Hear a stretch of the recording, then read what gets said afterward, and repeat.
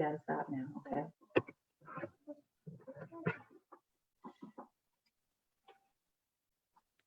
Where's Xavier? Okay, we're on live now, guys. Hi, everybody. Hi. Hi, Madison. Hi, Madison. Hi, Say everybody. hi. Say hi.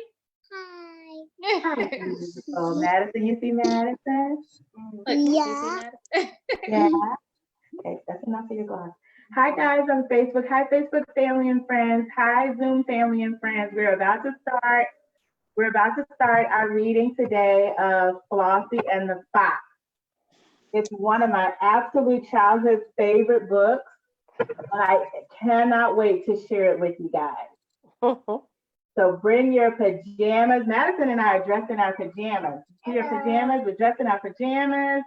We're ready. I hope you all are comfy and ready to rock it. I see moms and daughters are matching today. Oh, I love it. Super cute. I'm gonna go get my cover. Madison's going to get her cover, so I'm probably going to start without her, but that's okay. Hurry up, Madison. Okay, guys, with this one, how many of you grown-ups have had, how many of you all have had grown-ups, a super favorite, all-time, best book ever as a child? Yeah, I know I did. And I used to ask my aunt, her name is Ronnie, my aunt Ronnie. I used to have her read this to me every day, over and over and over again. And I would sit Indian style and I would just ask her to read it over and over. I didn't care how many times she had to read it. And I was so grateful to her because she never got tired of reading it to me. She knew when I came to visit, it was Flossie and the Fox time. So thank you for letting me share it with you guys.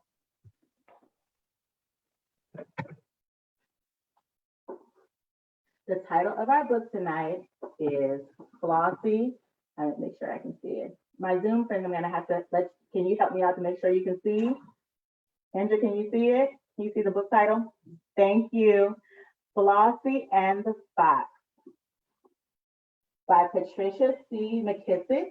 Pictures by Rachel Isadora. Oh, Madison and even brought me a blanket. And David, thanks, Dad, in the background. Oh, I see Matt. Look, little Madison is rocking it out. We see you, little Madison. Oh, yeah.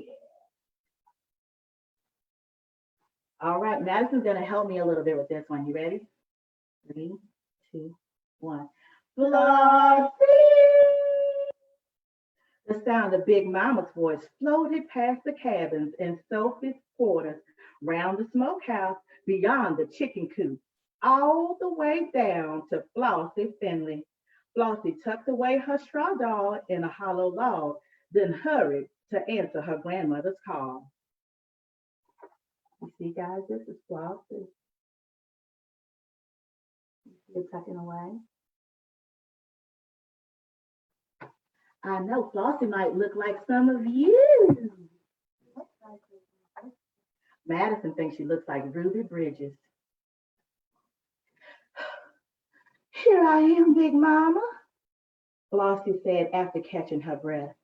It was hot, hotter than a usual Tennessee August day.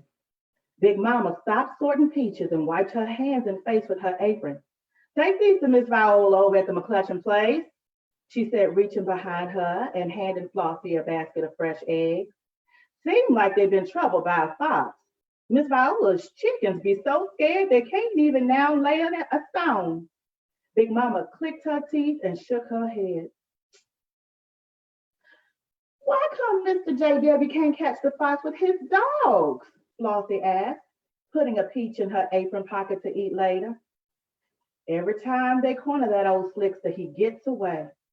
I tell you, that fox is one sly critter. You guys see Flossie and Big Mama? Everybody's got a Big Mama, huh? Big Mama Nana, Grandmama, huh? Big Mama Nana, Granny Gigi. How do a fox look? Flossie asked. I just remember ever seeing one. Big Mama had to think a bit. Child, a fox be just a fox. But one thing for sure, that rascal loves eggs. He'll do almost anything to get some eggs. Flossie tucked the basket under her arm and started on her way. Don't tarry now, Big Mama called, and be particular about them eggs. Yes, sir, Flossie answered. The way through the woods was shorter and cooler than the road route under the sun. What if I come upon a fox? Thought Flossie. Oh well, a fox be just a fox. That ain't so scary. Yeah. That's Big Mama hollering, telling her make sure she doesn't tarry about those eggs now. And Flossie's going right on down the woods.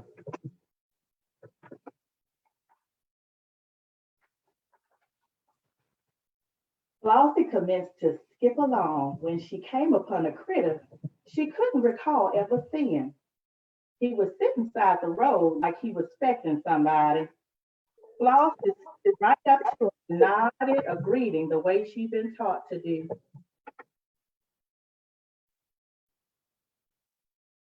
Top of the morning to you, little missy, the critter replied. And what is your name? I be Flossie Finley, she answered with a proper curtsy. I reckon I don't know who you be either. Slowly, the animal circled around Flossie. I am a fox, he announced, all the time eyeing the basket of eggs. He stopped in front of Flossie, smiled as best a fox can, and bowed. At your service. See that old fox? Y'all, you guys see the fox, Flossie? Oh my. See how he seems kind at first? Let's see what happens as we turn the pages. Oh me, oh my God. Flossie rocked back on her heels, then up on her toes. Back and forward. Come on, rock with us, y'all. Back and forward. Give it one more time. Back and forward. Carefully studying the creature who was claiming to be a fox. Nope, she said at last. I just purely don't believe it. You don't believe what? Fox asked, looking away from the basket of eggs for the first time. I don't believe you're a fox, that's what. Fox's eyes flashed with anger. Then he chuckled softly. My dear child, he said, sounding right disgusted. Of course I am a fox. A little girl like you should be simply terrified of me. Whatever do they teach children these days? Flossie tossed her head in the air. Well, whatever you are, you sure think a heap of yourself, she said, and skipped away. There they are. How's it look? See?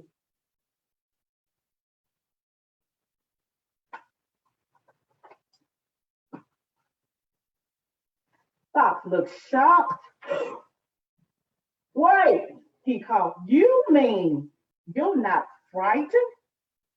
Not just a bit? Flossie stopped. Then she turned and said, I ain't never seen a fox before, so why should I be scared of you? I don't even now know you a real fox for a fact. Fox pulled himself tall. He cleared his throat. Are you saying I must offer proof that I am a fox before you'll be frightened of me? That's just what I'm saying. Little Flossie skipped on through the piney woods while that fox fella rushed away, looking for whatever he needed to prove he was really who he said he was. Look, see, she doesn't even believe him. Look at that. She doesn't even believe him. Would you believe you saw him as a fox? Would you believe him? I don't know. I don't. Madison said she wouldn't believe him. I wouldn't. I don't know. Because a real fox can't talk, she said. Why is he talking to her? Good observation. Meanwhile, Flossie stopped to rest by the tree. Suddenly, Fox was beside her. I have the proof, he said. See, I have thick, luxurious fur. Feel for yourself. Fox leaned over for Flossie to rub his back. Feels like rabbit fur to me, she said to Fox. Shucks, you ain't no fox, you a rabbit. All the time trying to fool me. Me? A rabbit? He shouted. I have you know my reputation precedes me. I am the third generation of foxes who have outsmarted and outrun Mr. J.W. McClutchan's fine hunting dog. I have raided some of the best in houses from Franklin to Madison. Rabbit indeed. I am a fox and you will act accordingly. Flossie hopped to her feet. She put her free hand on her hip. Come on, give me a hip, y'all. Put her free hand on her hip and tapped her foot. Give me a little foot tap. Unless you can show you a fox, I'll not accord you anything. And without further ceremony, she skipped away. Look at that. Without further ceremony, look at this. He said, feel my fur. She said, you're a rabbit. Mm-hmm. Down the road a piece, Flossie stopped by a bubbly spring. She knelt to get a drink of water. Fox, here it comes again, y'all. Fox came up to her and said, I have a long pointed nose. Now that should be proof enough. Don't prove a thing to me. Flossie picked some wildflowers. Come to think of it, she said matter of fact, rats got long pointed noses. She snapped her fingers. That's it. You a rat trying to pass yourself off as a fox. That near about took Fox's breath away. I beg your pardon, he gasped. You can beg all you wanna, Flossie said, skipping on down the road. That still don't make you a fox. I'll teach you a thing or two, young lady, Fox called after her. You just wait and see. Is he not getting flustered? Look at how flustered he is getting upset, y'all. I know he is upset, flustered. Before long, Flossie came to a clearing. A large orange tabby was sunning on a tree stump. Hi, pretty kitty, the girl say, and rubbed the cat behind her ears. Meanwhile, here he comes, y'all. Fox slipped from behind a clump of bushes. Since you won't believe me when I tell you I'm a fox, he said stiffly, perhaps you will believe that fine feline creature toward whom you seem to have a measure of respect. Flossie looked at the cat and winked her eye. He showed you a heap of words, she whispered. You know what that means? That means he talks too much.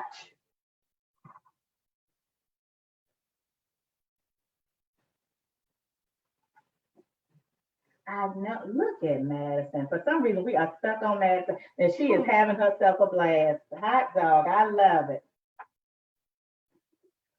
Fox beckoned for Cat to speak up. Cat jumped to a nearby log and yawned and stretched. Then she answered, this is a fox because he has sharp claws and yellow eyes, she purred. Fox seemed satisfied. But Flossie looked at Cat. She looked at Fox, then once more at both just to make sure. So she looked at Cat. Let's look at Cat. She looked at Fox. She looked at Cat. And then she looked at Fox again, once more. Uh-huh. She said, all due respect, Miss Cat, both y'all got sharp claws and yellow eyes. So that don't prove nothing, except in both y'all be cats. Fox went to howling and running around in circles. Ah!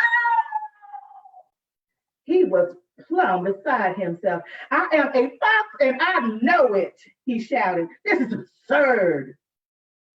No call for you to use that kind of language, Flossie said. And what did she do, y'all? She skipped away. Uh-huh. He's in a tizzy and she's just skipping away. Mm-hmm. Wait, wait, Fox followed, pleading. I just remembered something. It may be the solution to this horrible situation. Good. It's about time. I, I, I have a bushy tail. Fox seemed to perk up. That's right, he said. All foxes are known for their fluffy, bushy tails. That has got to be adequate proof. I ain't got to be. You got a bushy tail? So do squirrels. Flossie pointed to one over there, leaping from branch to branch in the treetops. Here, have a bite of peach, she said, offering Fox first bite of her treat. But Fox was crying like a natural born baby. No, no, no, he sobbed. If I promise you I'm a fox, won't that do? Flossie shook her head. No. Mm-mm. It just won't do. Y'all no promise from the fox. It won't do. And he is throwing himself a fit. I know. Oh, woe is me, Fox hollered. I may never recover my confidence. Flossie didn't stop walking. That's just what I've been saying. You just an old confidence. Come telling me you was a fox and can't prove it. Shame on you. Long about that time, Flossie and the fox came out of the woods. Flossie cupped her hands over her eyes and caught sight of the McClutchin quarters in Miss Viola's cabin. Fox didn't notice a thing. He just followed behind Flossie, begging to be believed. Give me one last chance, he pleaded. Flossie turned on her heel. Okay, but just this once more. See the horizon? Remember, that's the McClutchin place where she's supposed to be going to see Miss Viola. Remember where Big Mama told her to take those eggs?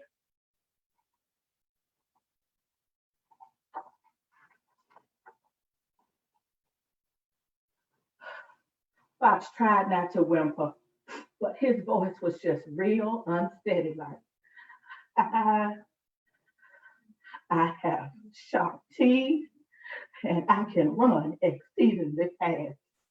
He waited for Flossie to say something.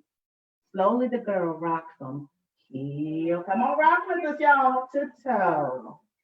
Heel to toe. Back and forward. Back and forward. You know, she finally said, smiling, don't make much difference what I think anymore. What? Fox asked. Why? Because there's one of Mr. J.W. McClutchin's hounds behind you. He's got sharp teeth and he can run fast too. And by the way, that hound's looking is all over for you.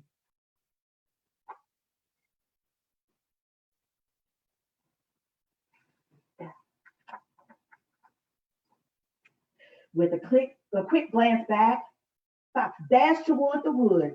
The hound knows who I am, he shouted, but I'm not worried. I sure can outsmart and outrun one of Mr. J.W. McClutchin's miserable mutts any old time of the day. Because like I told you, I am a fox.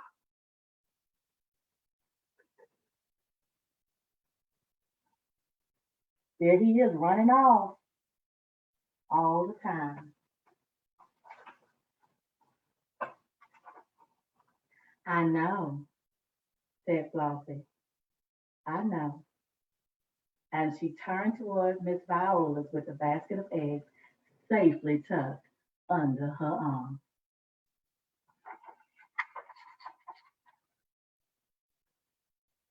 See her eggs? The end.